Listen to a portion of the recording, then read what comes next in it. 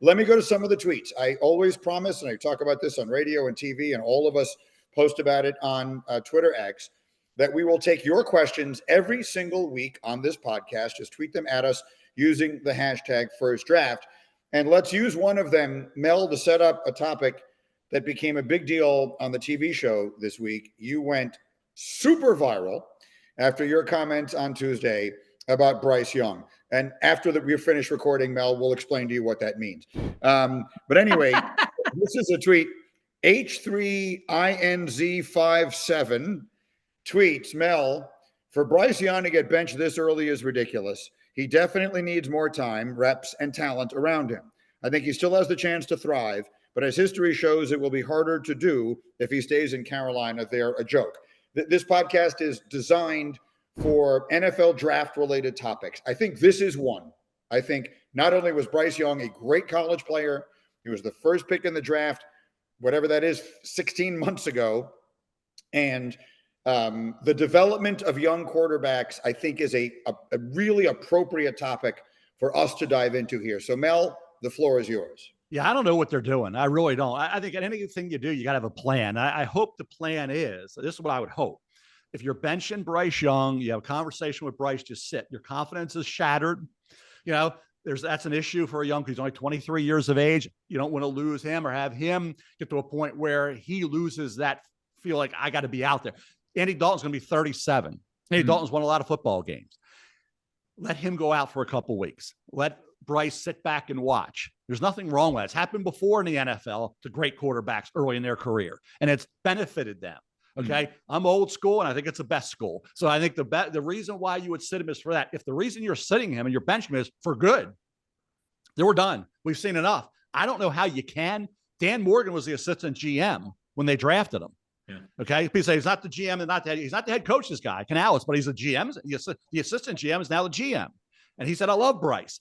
What changed? He had some pretty good games last year. Okay. Remember the Green Bay game? I remember that he beat CJ Stroud. I looked at 3 games. He threw multiple picks. I think he was like 5 and 7 touchdown interceptions, but in the games he didn't, he was 6 touchdowns, 3 picks. And he's a rookie quarterback when the team wasn't very good. They brought some linemen in. They had some pieces in the draft. 2 games in, when you didn't even play him in the preseason, except for 1 series, and other quarterbacks felt the need to play because they were new systems like Derek Carr, and you didn't put him out there for 1 series. Okay. I understand joint practices, how important they are, but other quarterbacks felt the game meant something. And then to bench him here, if the benching is for the reason I said, to let him sit a little bit, regain confidence, watch the veteran go about his business for a couple of weeks, then get Bryce back in there. But if the idea is that we're done with Bryce, it makes no sense to me. We are in this league now, and this has been talked a lot over the past couple of weeks, where defenses are taking away vertical shots more than ever. Defenses are playing, not to bore people with X's and O's, and I'm no Dan Orlovsky, but a lot of too high safety looks. And the idea is if you're going to beat us, you're going to have to work your butt off. That should be outlawed, by the way, Phil. That should be outlawed. Too high safeties? You don't like that? Yeah. When you go to games, I've been there a ton of Raven games. Yeah. And it was years ago when this all started. And I'm sitting there and Lauren was with me. I said, what are these guys doing at?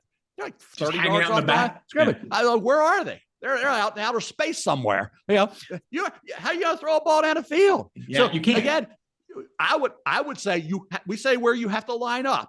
I would put a rule in place that brings those safeties up closer to the line of scrimmage. I would outlaw that because that is ruining the game. The things we saw back in the 60s, 70s, and 80s, we're not going to see now. The routes that we were working on then, you can't run because you got that going on. That should be outlawed. Okay, so we're going to reform the kickoff rule and then the safety alignments. But the point where I was going to go with this is that what it means is you need run after catch players more than ever right now, right? Because you can't throw the football down the field. I don't care if you got the fastest guy in the NFL. Teams are taking away vertical shots. So let's now look back over the beginning of this season and last. And you guys tell me when there's a run after catch player that Bryce Young has worked with that is a fear factor guy. That's Mel's term, right? Fear factor. Who's the guy that strikes fear into a defensive coordinator? Who causes that defensive coordinator to lose some sleep at some point during the night? Adam Thielen, 33-year-old Adam Thielen, I believe it is. Not going to be him. Tommy Tremble, Ian Thomas, Jordan Matthews at tight end, Chuba Hubbard or Miles Sanders at running back. Last year, Jonathan Mingo and DJ Chark at wide receiver. This year, Deontay Johnson. You have to be honest with yourself about what you have surrounding the player. Bryce Young was put in a situation where the ceiling was very low, regardless of who was under center, because even Patrick Mahomes, universally regarded as and justifiably so, as the best player on the planet. Think about how different the Chiefs' offense is now when they don't have Tyreek Hill and Travis Kelce at his apex compared to where they are now with a much more pedestrian group of wide receivers and pass catchers around him. It's hard to play in the NFL when you're out there on an island, and 20 games into Bryce Young's career felt hasty to me to make this move, and I think that NFL owners have to take a long look in the mirror, because I think in some ways they're responsible for this, because owners are pulling the plug on coaches and GMs within 2 years. If they don't get a CJ Stroud player who changes the franchise's fortunes within 4 weeks of becoming the starter to begin last regular season, got to move on from this guy. The Panthers traded everything to get Bryce Young. And now it sure seems like they gave it 20 games before somebody, and it certainly seems like ownership may have been involved here, is saying, moving on, get me Carson Beck or Shedeur Sanders or Quinn Ewers. Yeah, I mean, the organization, it is, that organization is where careers go to die at this point. There's always a team like that in the league. Right now, this is that team. Look at what has happened for Sam Darnold and Baker Mayfield since they got out of there. Look how well they're playing. And so maybe that will happen for Bryce Young. I guess I will wrap it up with this question, because I think it is instructive as to what they're going to do. And Field, I'll start with you. Run It Back Herbo at Run It Back Herbo tweeted at us. Who's most likely going number 1 overall to the Carolina Panthers? So, Field, let's live in a world where the Panthers have the first pick. Do you expect them to take a quarterback? I don't think there's any doubt in my mind they'll take a quarterback. What they have done with Bryce Young, I get maybe, it's not like Andy Dalton's going to go light the world on fire in my estimation for the next month.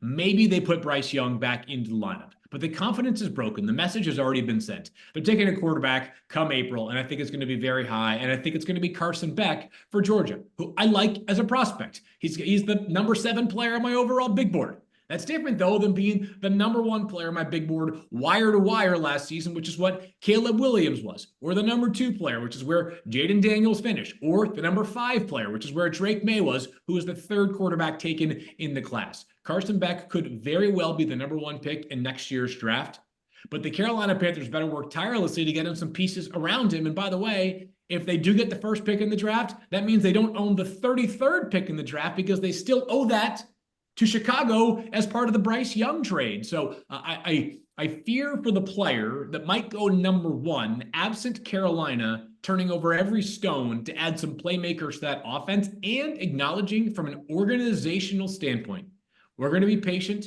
and nothing can deter us from being incredibly patient with this quarterback, because the idea of changing players out in the game of musical chairs at quarterback for the past half dozen years has done zero to move the franchise forward.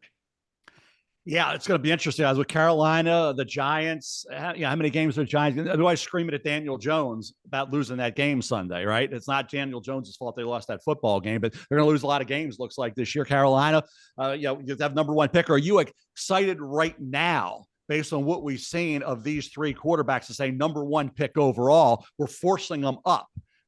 Field, I have Carson Beck at 8. Your first quarterback is where? What number on the board? Number 7 for me is Carson Beck. All right, 7 and 8.